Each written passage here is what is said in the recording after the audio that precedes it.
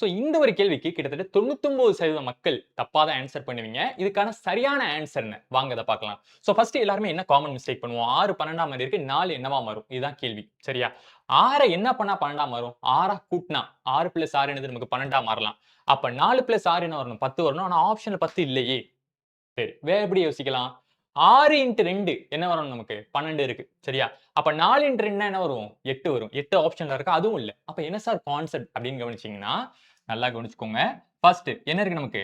6 இருக்கா? 6 cube is equal two 216. சரியா?